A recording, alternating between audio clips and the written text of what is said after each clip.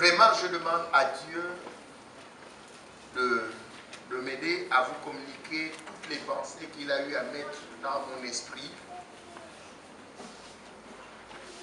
Parce que je crois au miracle dans la parole de Dieu. Amen. Alléluia. Je crois que le miracle se trouve dans la parole de Dieu. Je crois aussi aux saisons. Ce qu'on appelle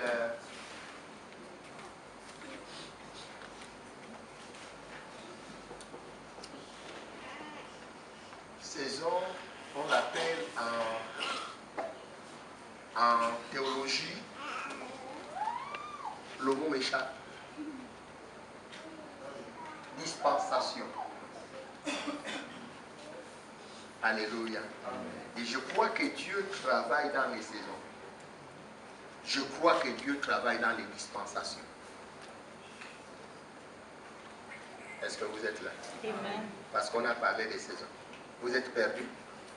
Saison de pluie, saison sèche. Ce n'est pas pareil. Saison d'été, saison d'hiver, ce n'est pas pareil. Est-ce que vous êtes ici? Amen. Ce matin, si j'avais un thème, si j'avais un titre à donner à mon homélie, je vais l'intituler La compréhension. C'est tout. Ou encore comprendre. Alléluia. C'est important que nous puissions garder les enfants en haleine parce que ce qui sera dit pour moi est profond. Je prie que Dieu veille sur mes lèvres, de sorte à vous communiquer clairement, exactement ce qu'il a mis à l'intérieur de mon cœur.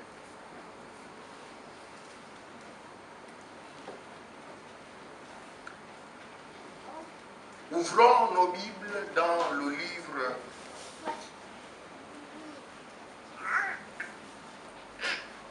le Proverbe.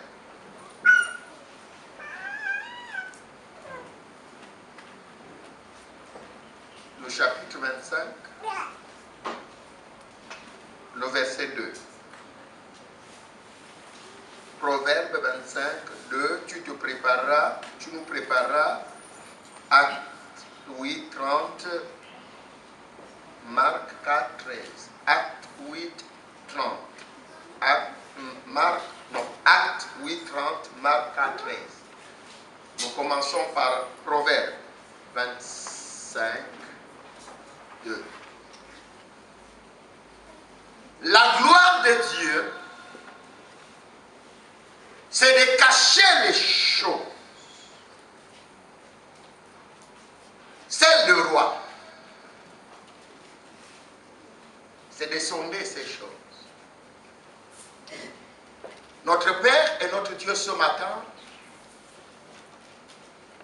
je te prie de prendre complètement le contrôle de mes lèvres. Prends le contrôle de nos yeux, de nos oreilles. Surtout celui de notre cœur. Seigneur, dans le nom de Jésus, afin que tout voile qui nous empêchait d'aller plus loin avec toi soit déchiré. Seigneur, permets-nous de partir de la position où nous étions pour la nouvelle position où tu nous veux. Fais cela à la gloire de ton nom, en Christ Jésus nous prions. Amen. Amen. Alléluia. Ouh Seigneur.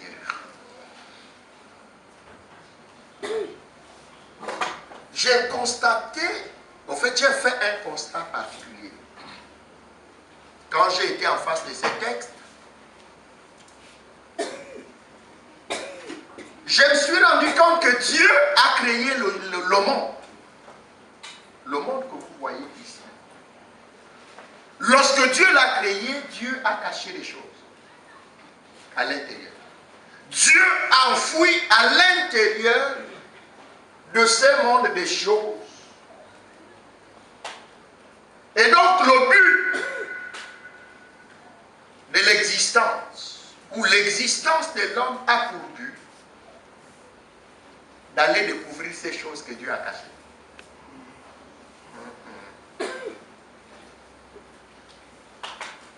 Ayant créé le monde, Dieu avait enfoui des choses à l'intérieur. Et quand Dieu décide de créer l'homme, l'objectif de l'homme, l'existence de l'homme sur la terre, a pour objectif de découvrir ces choses que Dieu a enfouies à l'intérieur du monde. Et c'est quand l'homme découvre ce que Dieu a caché que l'homme est appelé roi. Oh my God. Amen. Lorsque j'ai été en face de ces textes, lorsque vous la lisez, ce texte peut, vous le lisez, ce texte peut vous décourager. Vous dites, ah mais donc Dieu ne parle qu'avec les rois, avec l'idée que nous avions nous. Nous croyons que la gloire de Dieu c'est de cacher les choses, et quand on institue des rois dans nos pays, dans nos royaumes, c'est d'aller les découvrir. Non, il n'est question des rois institués par des hommes. Dieu appelle roi quiconque va découvrir, quiconque va trouver ce que Dieu a caché. Dieu dit qu'il y a dysfonctionnement sur la terre parce que ceux qui sont rois ont décidé de marcher par terre, de marcher, d'être à pied, alors que les esclaves sont sur les chevaux. Qu'est-ce que Dieu veut dire? Dieu, lui, n'appelle pas roi nos rois du monde. Dieu appelle roi quiconque a la capacité de sonder ce qu'il a caché.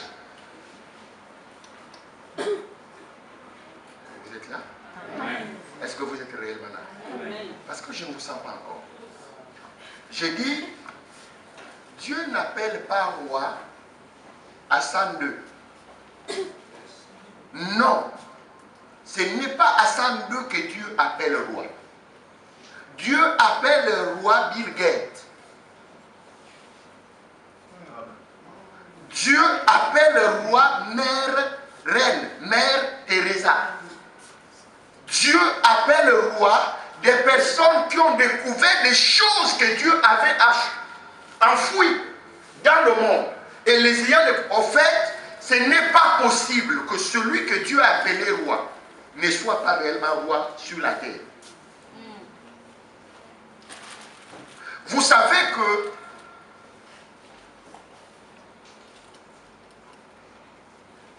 les personnes que je viens à peine de citer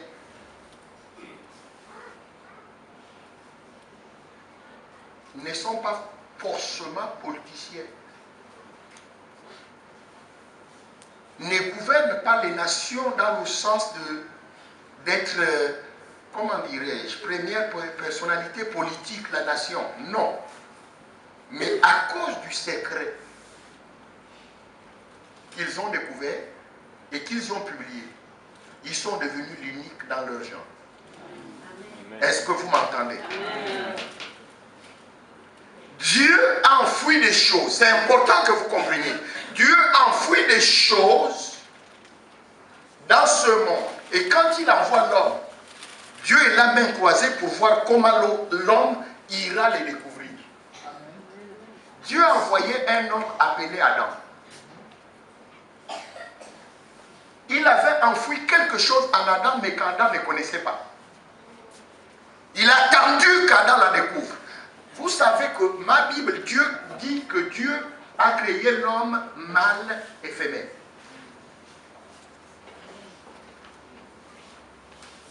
Dieu a créé l'homme mâle et femelle.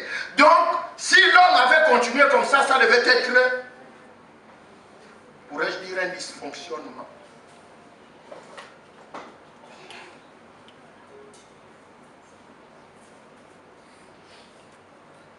Dieu en a décidé d'endormir Adam.